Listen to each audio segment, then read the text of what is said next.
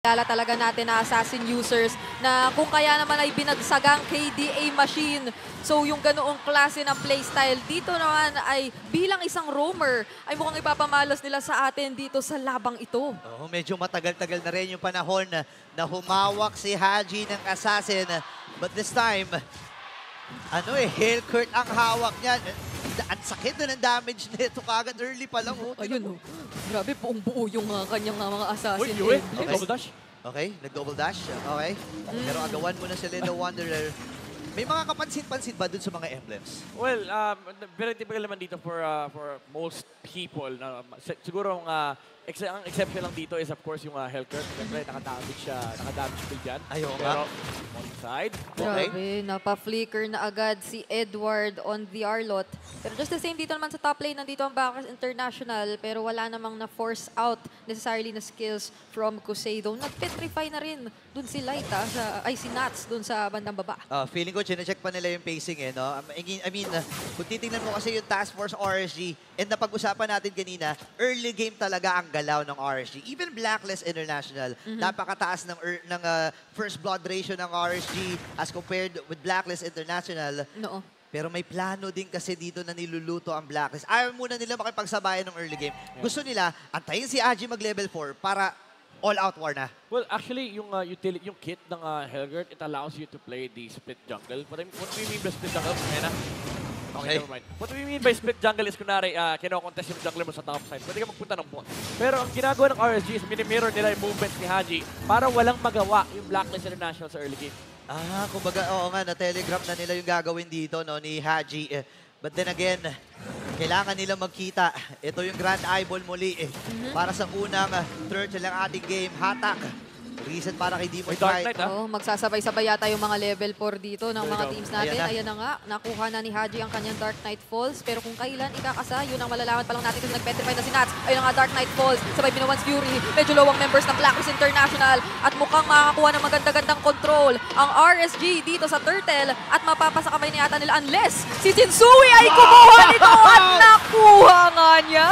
Oh no, Sensui ay umatras din. Kaya lang, is it worth it? Nakuha niya yung turtle pero namatay din siya. May something talaga dito kay Sensui.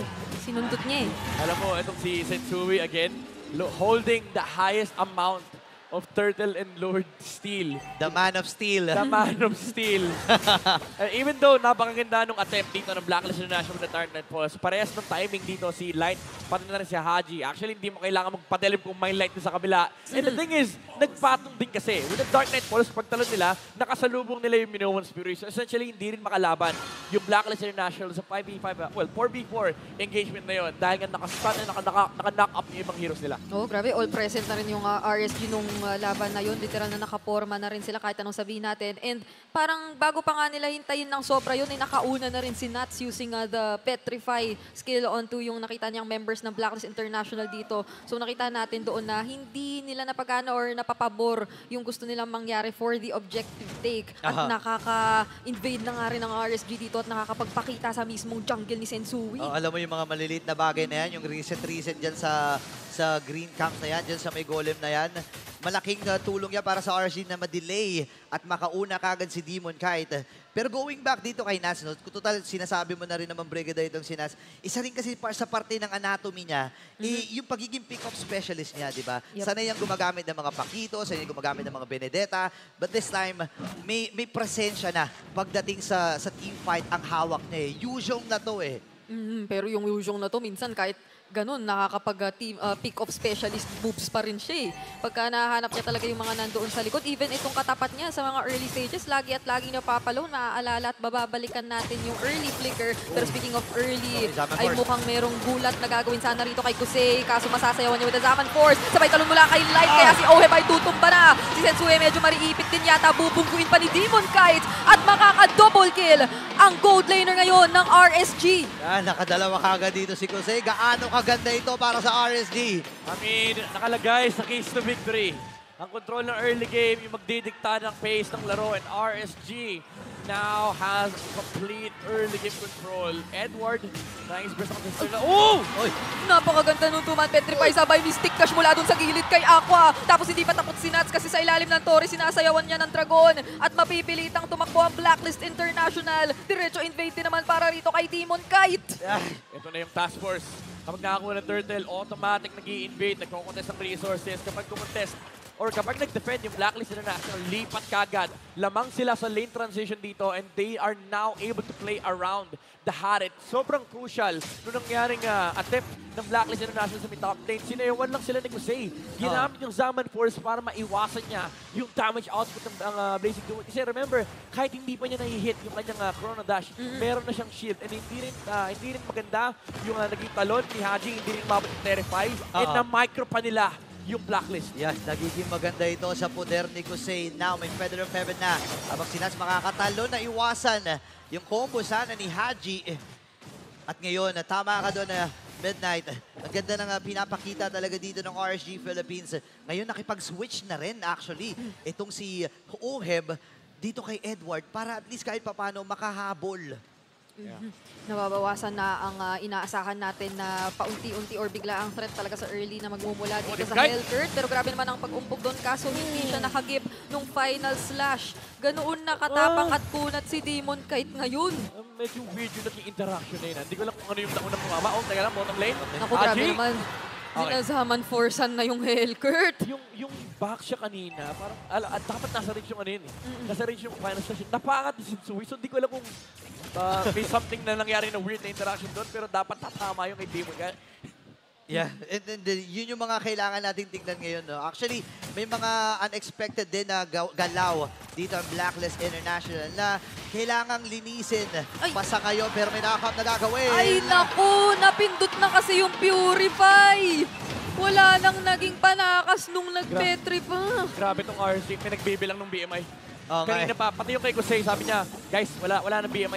So nagkaya kagad ni Light eh. Oo. It's ganun, nagkaya Light! Speaking of, bumagsak si Haji dun sa bandang bottom lane, tas ang ganda nung pagkakatalo na ginawa doon ni Light. Si Edward ay medyo madedelay pa sa kanyang pagtakas, kaya naman na-mystic kasyan lang siya sa mukha. At ngayon ang RSG ay kumakatok dito sa mid lane, pero si Yue pa yata ang gustong kuhain nila. Appraiser Strat, hindi ko manekta, pero nandoon ang gigil talaga ng objectives sa objectives ng Task Force RSG. Tumatawid na doon sa first and second tower ang pupunan ng RSG.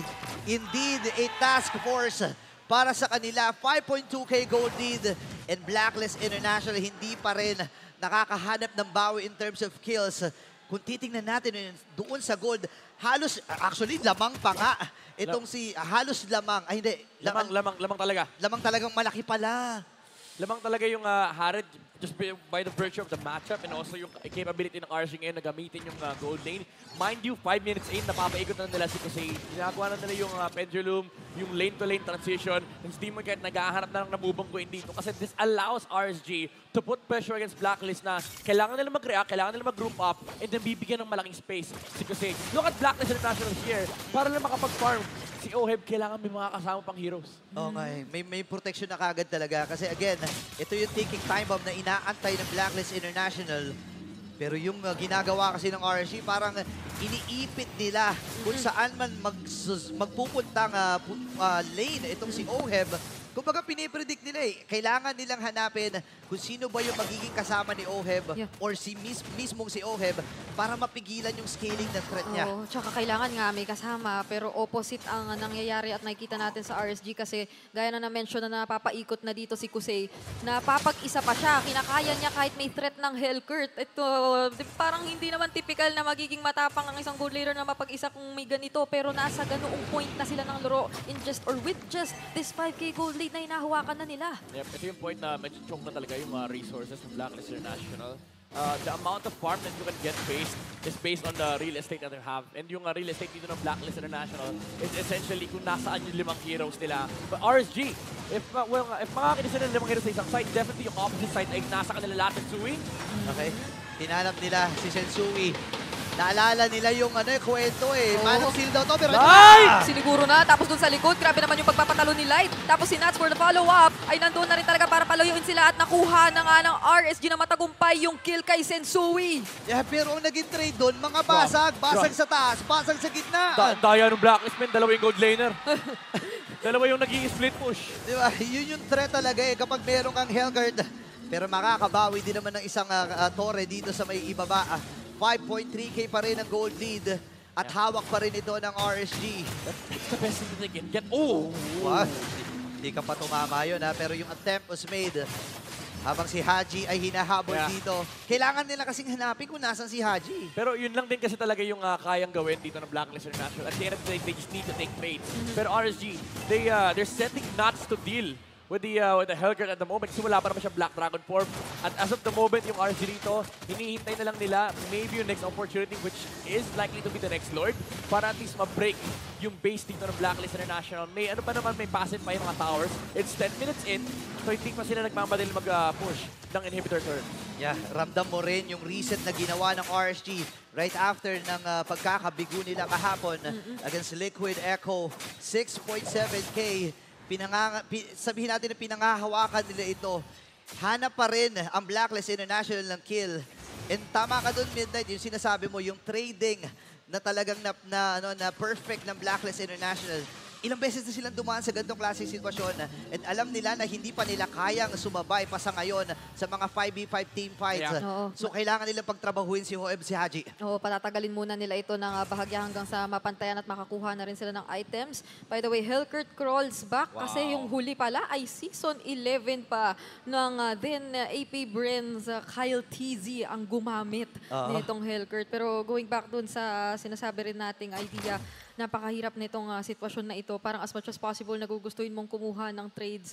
Iba na rin yun na ipapakitang pagmamanage ngayon ng RSG sa kung ano na na-establish nila na dominance all over the map eh.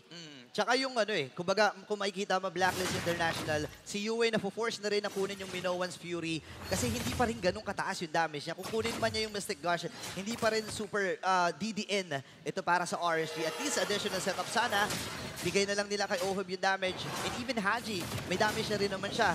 Pero si Demon Kite, kumaharap na. Masyado marami to ha.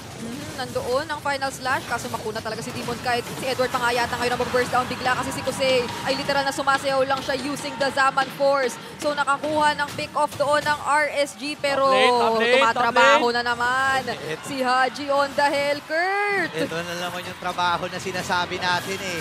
Hindi makikipagsabayan ng Blacklist ng 5v5 kasi nandyan si Haji para gumawa ng play para sa kanila. Wow, abot. Sandwich ba to? Sandwich play ata ang plano. Oh, di nila nakita. Okay. Hindi nila nakita. Hindi nila nakita. Okay. Nakaligtas si Haji. Mag-iingat lang siya though. Meron silang kahit papano'y nakuhang impormasyon at the very least.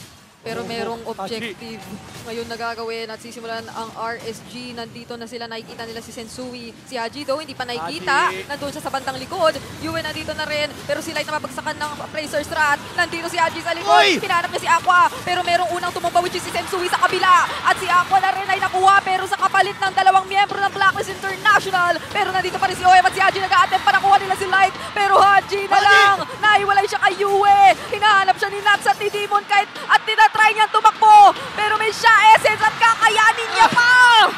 Nakaligtas si Haji. Pero hindi yan tatantanan ko sa'yo nandun din. Pero, microplay! Bagsak si Yue. Pero na mahahawakan nila yung unang Lord.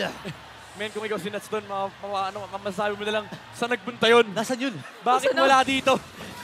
Sure ako nandito. Alam mo yung yung flicker trick sa Gusion? Oo. Yung ko-combo ko, yung kakala mo nag-recall na ganun yung ginawa ni Haji. Yeah. Inangkel break na 5. Medyo na-miss din niya yung mga assassin niya. Matagal na panahon ng humawak. Nung huling humawak ito. Pero hawak ng RSG yung Lord. This is a Luminous One. So ito yung dadamba at kailangan protektahan ng Blacklist yung kanilang base. Mahirap din na salubungin ito. So parang ang plano nila ilawan under the turret. Oh, nawala kasi yung Prowler State. Nakatunog. Nakakatunog ngayon si Haji. Nawala yung Prowler State. Sabi niya may tao dito. Sure yan. Imposibleng wala. May something dito. Demon Kite gugulong na nga rin. Dito na yung Luminous na Lord. Babangga doon sa ibaba. Nagpaplano lang ang Blacklist na dumipensa. Ayaw din mag-risk ng RSG dito eh. Pumasok doon si Kusei. Nabutan pa siya ng appraisal shot, mukhang hindi. At nandito na nga si Light, siya ang medyo pinupuruhan.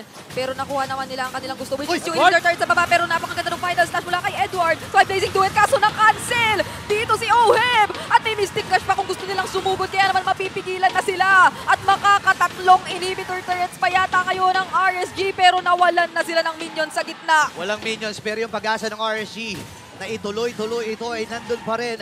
Blacklist International, wala si Sensui for the next 25 seconds. Pwede nilang ta-endable ba to? Uy, grabe na stun tapos sabay yung pug. At talagang kinuha na doon ng kill on to Edward. Endable! Kumakatok na ang RSG dito sa base ng Blacklist International. Nag-flicker in pa si Aqua gamit yung Mystic Gush. Pero wala na silang ibang papansinin pa. Minions, Dahil minions, Task minions. Force RSG talaga ay gustong kuhain ang labang ito. Minions! At nakiklear ng Blacklist International kahit pa paano may blazing duel pa mula kay Oheb.